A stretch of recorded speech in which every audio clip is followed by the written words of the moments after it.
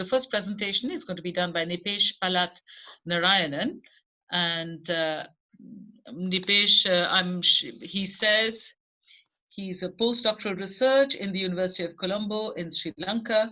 So my presentation and the paper is titled Butt Packets and Gendered Urban Experience in Colombo.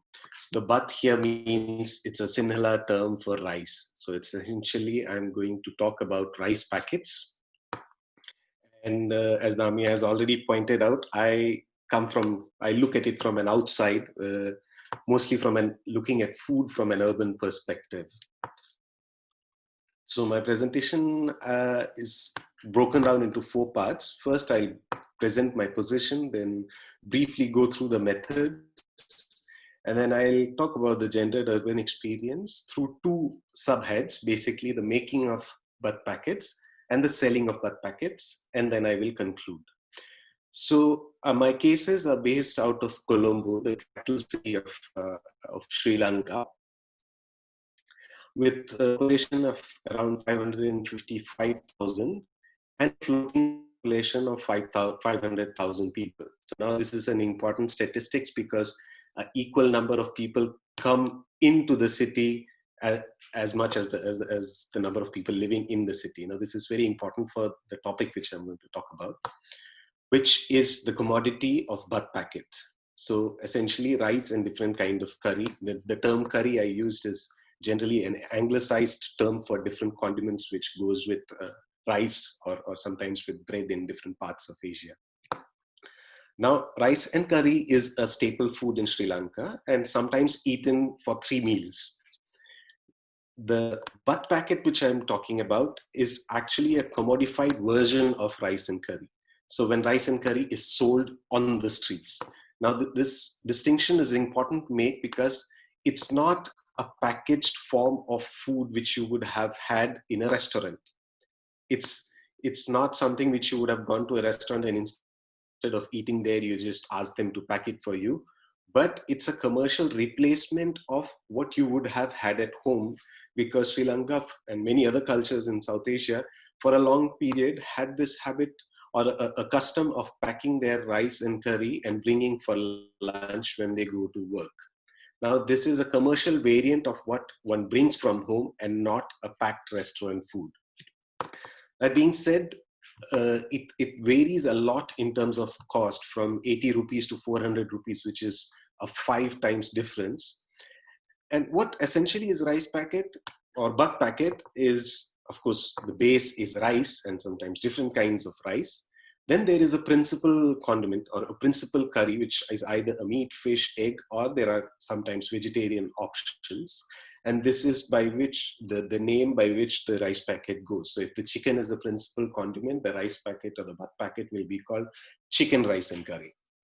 Then there is dal, or sometimes called paripu. It's a split red lentil cooked in a spicy sauce. And then there are 2 vegetables. And then there is a raw condiment, a custom called sambal, which here it's a green sambal, but there are a lot of varieties of this raw condiments which comes in. So this is the constitution of what we would call a butt packet. And it is eaten and produced by a wide range of people. So here you can see buyers buying butt packet for their lunch. Now, what is the intent behind the investigating butt packet? As I said in the beginning, I come from urban studies background. So there is a stream of discussion which talks about Eurocentric urban understanding, where basically the argument is that our urban understanding, global urban understanding, is Eurocentric, essentially based out of few North Atlantic cities. And the argument which put forward against is that we have to provincialize our understanding of cities, or to put it straight, we have to understand cities in their own right and not in comparison to cities like London, Paris, or New York, from where traditionally urban theory is theorized. And this particular paper is an experiment in understanding the urban via food. That is, to understand Colombo via butt packet. As I told in the beginning, the butt packets imitate the cultural practices of parcel rice and curry which existed in the Sinhala culture. And by studying the butt packet, what I'm trying to understand is these cultural practices and spatial urban experiences which are embodied in the butt packet. So my approach here is slightly different from the previous presentation, as in I don't look at social network, but I look at, it's more a materialist approach by looking at the object and trying to figure out the social construction, and thus understanding Colombo, the larger aim. Now, in terms of methods, for this paper, I'll present two case studies. One goes by the name Diniti and one Vishaka. Of course, both the names are pseudonyms, and they both sell rice packets in a central Colombo district. While I build my case with these two examples, the actual research was carried out, was much larger, from which I draw, constituting of semi-structured interviews, around 20 of them, then around 50 qualitative surveys and participant observation. So let's get into the case of gendered urban experience of Diniti and Vishaka. They both sell butt packets less than 100 meters apart in a very central Colombo district. Now, Diniti, in 2016, took over a family-owned shop. Her idea was to start a healthy juice shop. Since she started the juice shop, many of the customers started asking, do you have something to eat? And she started producing some small snacks to go with her healthy juice. Over a period of time, she realized that there is quite a potential in introducing butt packets, or making and selling butt packets from her juice shop. For Diniti, she lives just behind the family-owned juice shop in a big house. She has quite a few number of maids and cook. So she thought, if anyway the cook is very good, why not make the butt packet and sell it and convert the household help to commercial help. Now, she sells around 40 butt packets a day, and the cost ranges from 325 rupees to 375 rupees, and she sells it from the shop. Just to give you a brief outline of the cost, 1 kg of raw rice, widely available white rice, would cost around 100 Sri Lankan rupees. Now for Vishaka, the case is slightly different, because she was working in a jewelry shop and she lost her job because the owners decided to retire. Now her mother used to sell butt packets few decades ago when Vishaka was a kid. So she suggested Vishaka that maybe you should look into this. In 2019, she started selling butt packet. Now Vishaka lives outside Colombo, and she makes these butt packets at home, comes to central Colombo district and sell these butt packets. And she sells around 30 butt packets per day. And the cost of the butt packet is around 120 to 200 rupees. And she, because she does not have a shop, she sells it at the footpath. Now, if you look at how what was the starting logic for Diniti, it was from the very beginning a healthy food alternative. She explaining her motivation behind, or personalizing the motivation behind starting this food. She told me that as a Buddhist, we cannot give anything back to people, especially food. You can donate your old clothes to someone, but it just covers the body. But food is not like that. It needs to be very clean, hygienic, and healthy. Also, when you see the food, you should feel like eating it. She was referring to the poor quality of presentation of food or presentation of butt packets being sold elsewhere. And she continues, we put it in banana leaves. We put banana leaf in our packets. I personally make sure that it is washed and wiped. While for Vishaka, just an extension of what she was already doing at home. She told me that she's anyway feeding the family. She is just have to scale up what she has been doing on a day-to-day basis.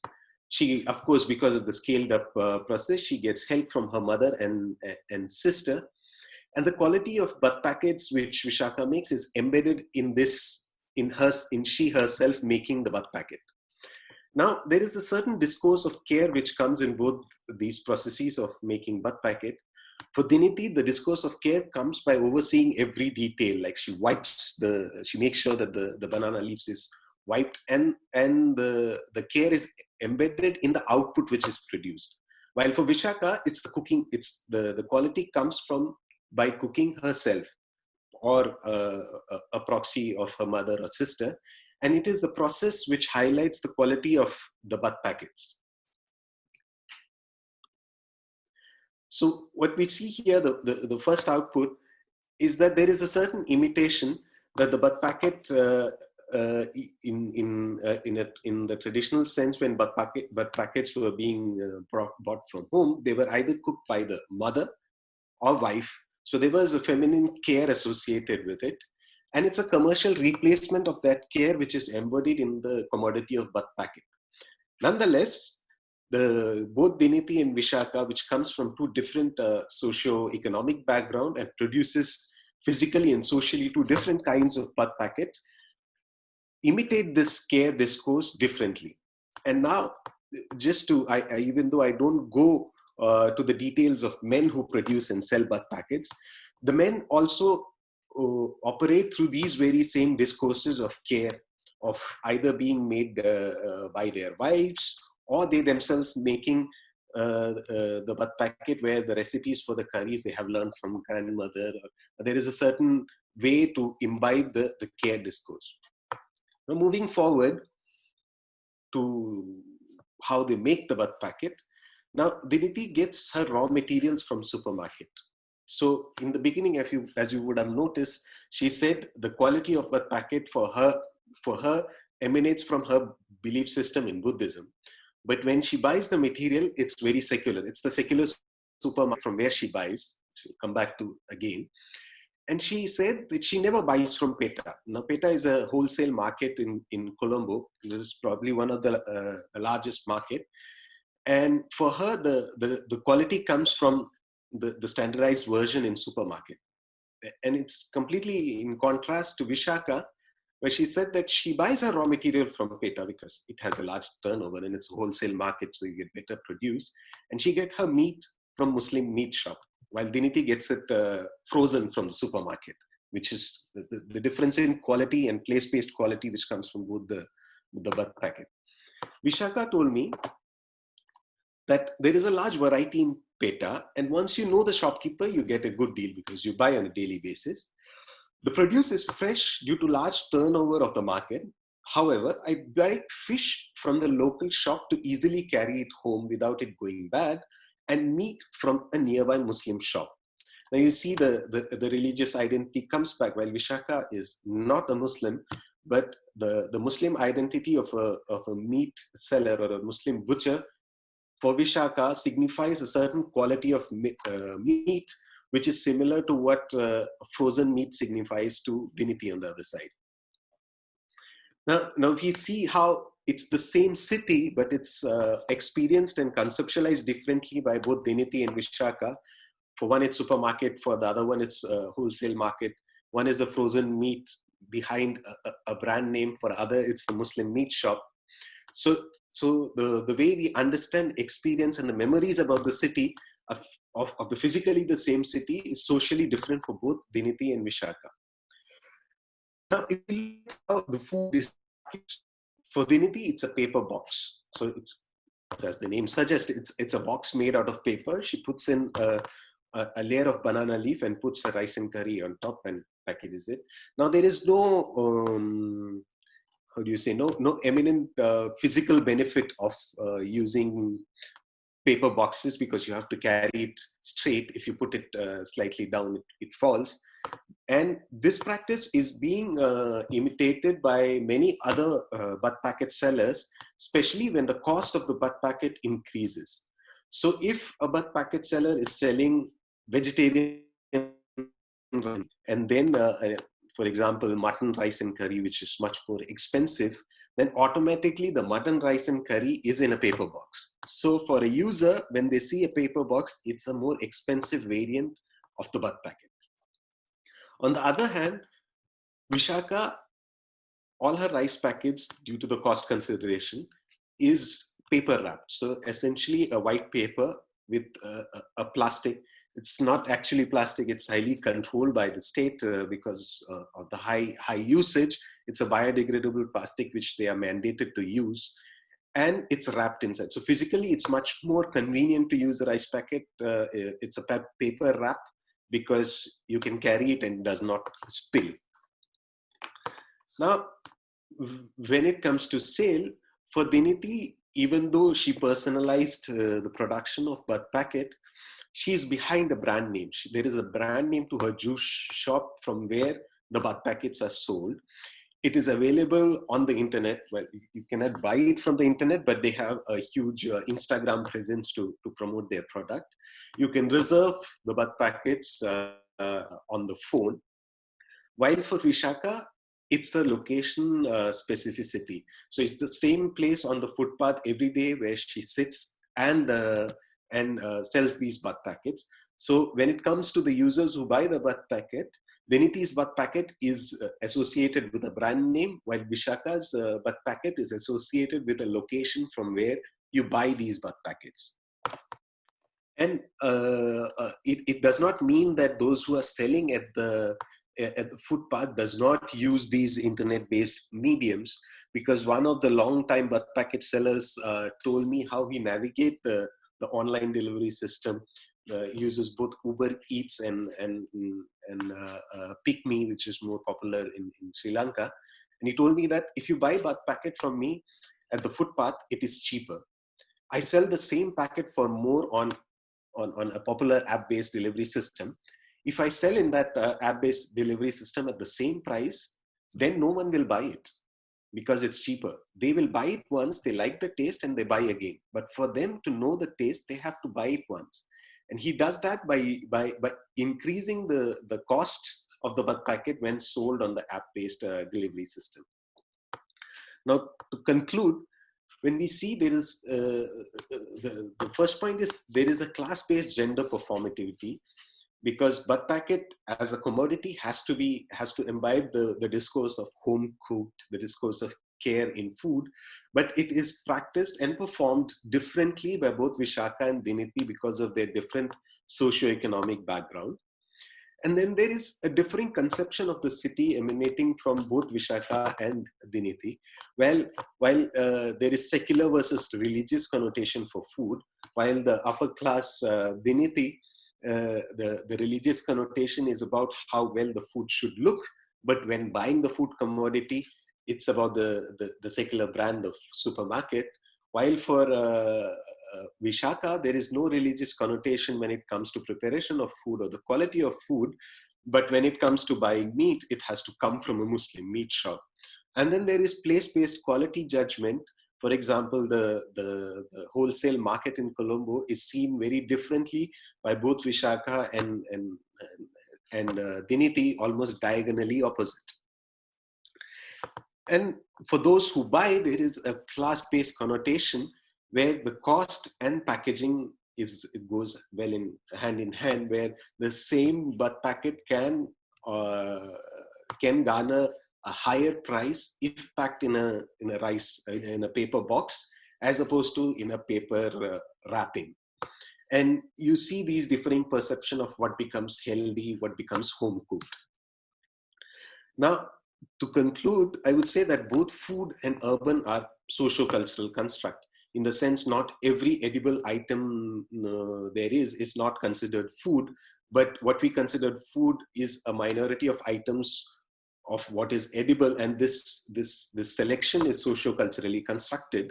Similarly, how we understand urban is socio-culturally constructed, and there needs to be more study which investigate how they co-constitute each other. And I will leave you there. Thank you.